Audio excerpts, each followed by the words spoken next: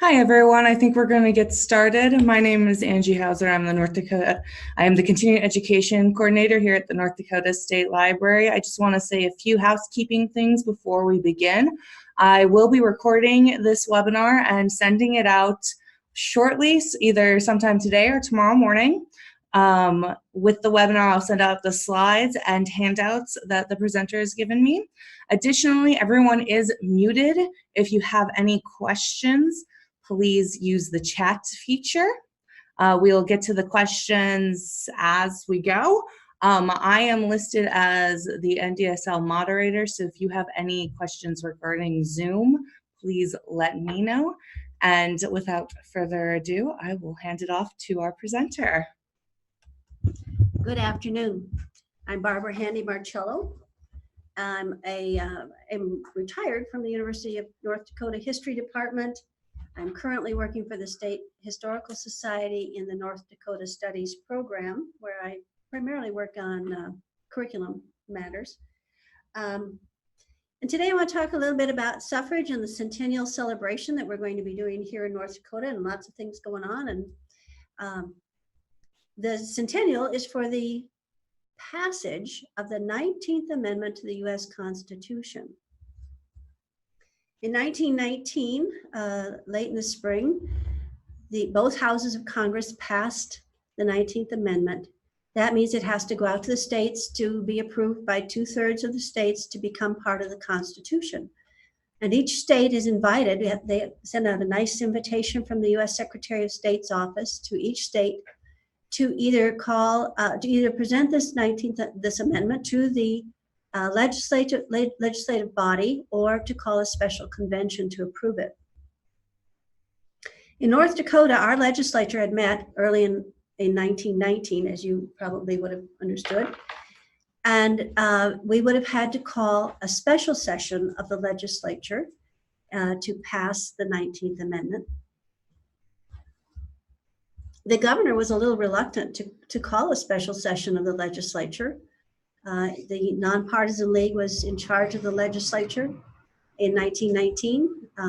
By late 1919, there were also already some pretty serious clouds on the horizon for the Nonpartisan League. And while Governor Fraser was a strong supporter of suffrage, and his wife was active in the suffrage movement, he was not particularly interested in bringing the legislature back into session for that one thing. However, there were a few other things popped up, and he did call a special session of the legislature in late November 1919. The Senate passed the bill right away. It was a resolution to approve the amendment. It was SB 1. And on December 1st, the House also passed the resolution approving the 19th Amendment. Neither house passed it unanimously. There were a few souls who could not quite find it in their conscience to grant women the right to vote, but passage went through fairly easily. And we consider December 1st, 1919, Ratification Day in North Dakota. So on December 1st, 2019, we celebrate the 100th anniversary of Ratification Day. I work with the North Dakota Women's Suffrage Centennial Committee, which I'm co-chair with Susan Weefald, but we aren't the only organization interested in celebrating the suffrage centennial. In the last legislative session, both houses passed a concurrent resolution to recognize the 100th anniversary of the 19th Amendment. The Women's Suffrage Centennial Committee asked Governor Burgum to proclaim 2019 and 2020 the Centennial of Women's Suffrage, which he kindly did. And we had a nice event celebrating his signing of that proclamation with several members of our committee and some members of his staff as well. So why celebrate a centennial? We can find lots and lots of centennials that aren't worth celebrating. I think you could find the celebration of, or the centennial of the hot dog or something that really doesn't come to the level of attention for us. But the centennial of the 19th Amendment is an important centennial. At this time, we can honor the work of the women and men who fought for 72 years for women's right to vote. 1848 was when women first uttered that quite shocking declaration that they wanted to have a right to vote. They were already paying taxes, they were working, they had a reasonable expectation that they should have a voice in government, but they did not have access to the ballots. So from 1848 to 1920, the campaign was continuous, although it had its high points and its low points. We lost old age and death took the original leaders, Susan B. Anthony and Elizabeth Cady Stanton, did not live to see the 1920 passage of the 19th Amendment, but other people rose to take their places. We also want to remember that the rights guaranteed to U.S. citizens are fragile. We need to celebrate, we need to think about them. We need to constantly protect our rights. We also need to just think about rights. There's been some controversy about using the word women were granted the right to vote. Some people think that we should be talking about the privilege of voting instead of the right to vote, because the right to vote is an inherent right guaranteed by our founding documents. What women lacked until 1920 was access or the privilege of actually casting that ballot and putting it in a ballot box. We also want to recognize that voting rights are still challenged, and that some people of color, people of limited abilities, people who live in certain parts of the country, like rural North Dakota even, face limitations on their ability to cast a vote.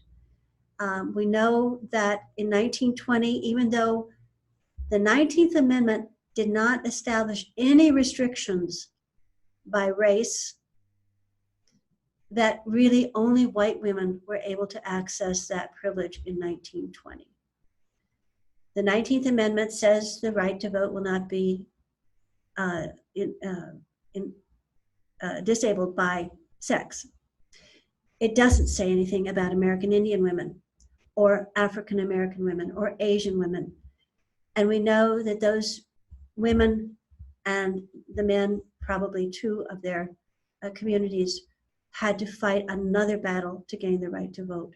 So we want to make sure that our celebration is not heedless of those extra challenges that existed then and still face various communities around the United States today. We also want very much to encourage local research to complete the history of women's suffrage in North Dakota. We have quite a bit of information on Grand Forks and Fargo and Bismarck and some on Minot, but when we get into the smaller communities, we know that there were suffrage clubs, they were called Votes for Women clubs around the state, but we have very little information about specific communities, who participated. Were they part of a whistle-stop campaign that took place in 1914 when North Dakota was facing a campaign to support a full woman suffrage bill that came out of the state legislature?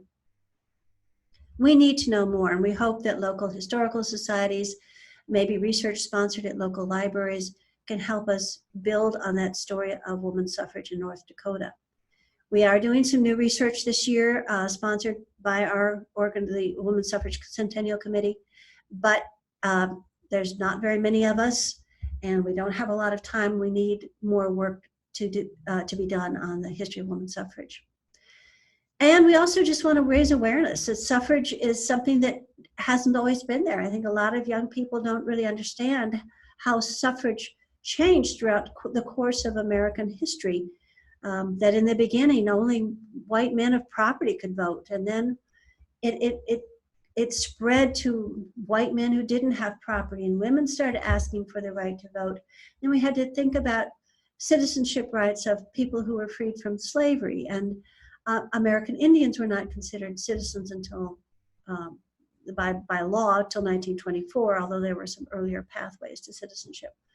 So we want to have people be aware that suffrage history is checkered in the United States, and we want to encourage civic participation. We hope that by talking about suffrage and voting rights, that we will encourage people who hadn't thought about voting before to get out and vote. So what is going on? What are we up to? We will have Ratification Day celebrations on December 1st, 2019. It's a Sunday, so there'll be some celebrations around the state. Grand Forks, we know, is planning something. Fargo is planning, probably at Bonanzaville, there will be an event. And in Bismarck, we will have events at the Heritage Center. We will have a whole day of event, or a whole afternoon of events that will include events for children, some activities. We'll give them a child-sized voting booth to go into, and we'll give them a ballot that says women should have the right to vote, and we hope they'll all check the yes box. And we will have a speech by Justice Lisa McEvers. We will have, we hope to have some sort of a dramatization of the early suffragists, talking about their role in the suffrage movement. So if you're in one of these communities, check with someone in the local group to find out more details about those events. Our committee has sponsored the writing of curriculum on North Dakota's women's suffrage movement for 4th grade, middle school, and high school students. There are 3 different lesson sets with primary sources and activities to follow up with. The North Dakota Studies program very kindly offered to house and post these curricula online, so they're available to schools all over the state. Prairie Public Radio was very excited to have us suggest suffrage essays for their Dakota Datebook program. Beginning in December, they will be doing 20 suffrage essays from the beginning of December on through 2020. The Women's Suffrage Centennial Committee has commissioned playwright Kathy Cloudel King of Grand Forks to write a play on the North Dakota suffrage movement. She's a wonderful playwright, has done some terrific pieces on North Dakota's history, and we have just been feeding her piles of documents, and she hopes to have a good draft for us by the end of December. We hope to be able to see some communities put this play on sometime in 2020. We are arranging to have some members of our committee speak on different aspects of the suffrage history in 2020. We're trying to keep it so that we'll have people in various locations, so nobody has to drive from Fargo to Williston in a February blizzard to speak, but we will have speakers available for historical societies, for libraries, for any kind of group that wants to have a speaker on some small aspect of suffrage history. There's currently an exhibit at the State Museum that is a very nice exhibit showing the relationship between suffrage and the Women's Christian Temperance Union, which was very, very prominent in moving suffrage forward. And we will expand on that exhibit. On December 1st, we will be exhibiting the invitation from the U.S. Secretary of State at the Heritage Center with its ribbon and its wax seal. We will also have a facsimile of the letter Governor Fraser sent back to the Secretary of State saying, yep, we approved this. That letter does not exist in North Dakota, but we have paid a considerable amount of money to have a copy sent from the National Archives. That whole exchange has its own little history, which is kind of fun. The state actually lost the invitation to vote on the 19th Amendment and had to write back to the Secretary of State and say, could you send us another copy? So there's a lot of kind of fun little side stories to the rather serious process of getting the vote extended. We're also participating in an activity called the National Suffrage Trail. This is a national organization supported by the Pomeroy Foundation.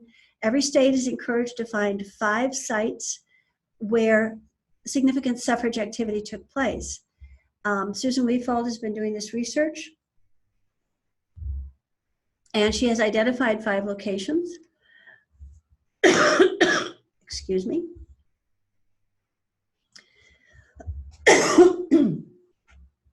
And we will be having, there's a long process for having these approved. It takes a lot of research. They have to be accepted by the host city as well. Excuse me.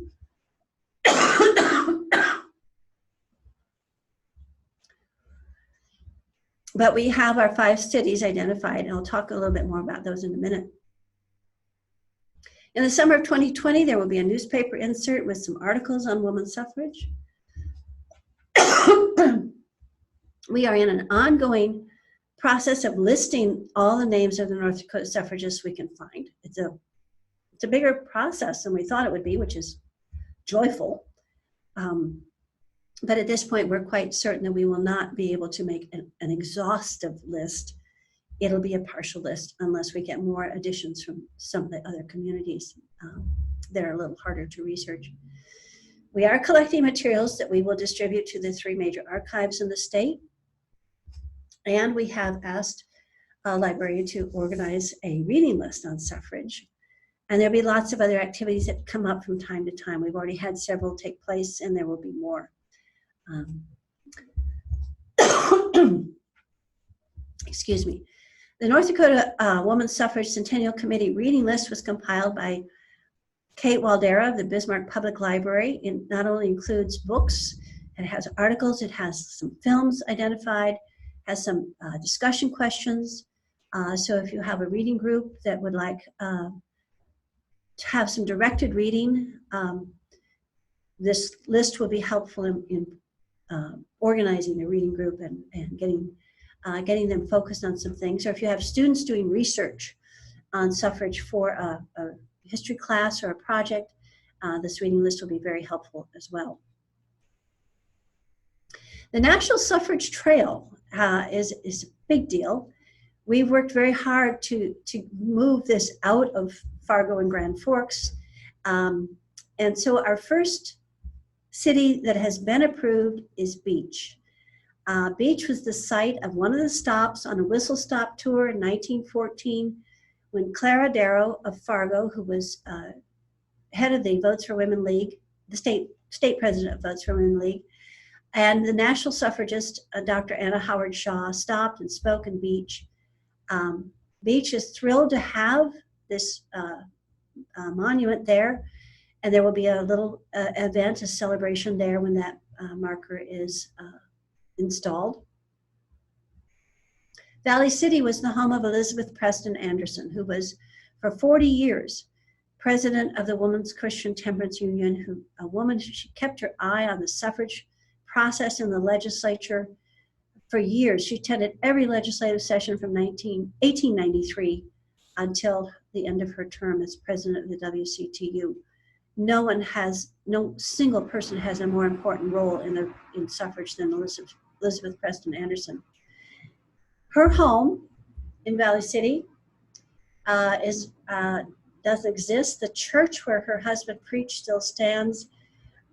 We have the same problem in Beach. The original buildings were not there. The National Committee wants the original buildings.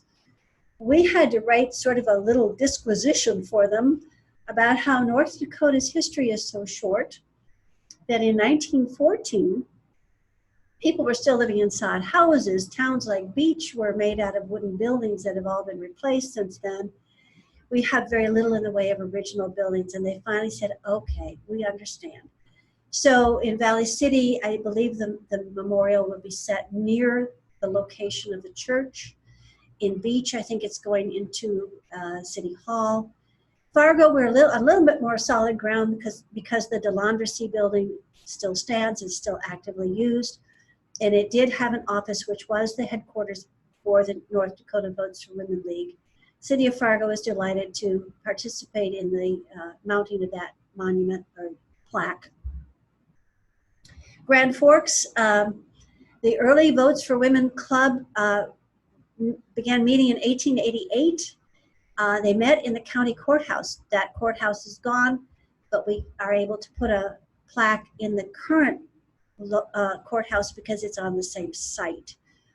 Grand Forks was the home of Cora Smith Eaton, for whom Smith Hall was named, if you're familiar with the UND campus. Cora Smith Eaton was a physician, very active in the early suffrage movement.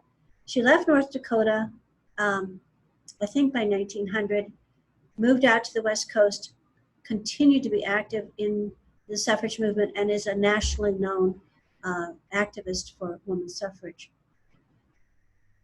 Our fifth monument or a plaque will be set in Pembina at the State Historical Society location in Pembina.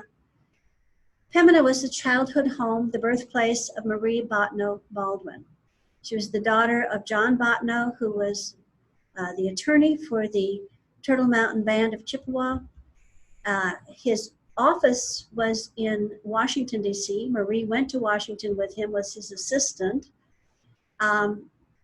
went to law school, became a suffragist, marched in the 1913 suffrage parade, found her voice with suffrage, and at about the same time becomes very involved in the movement to preserve the cultures of American Indian tribes. So we're very, very pleased that we'll have a plaque at Pembina as well.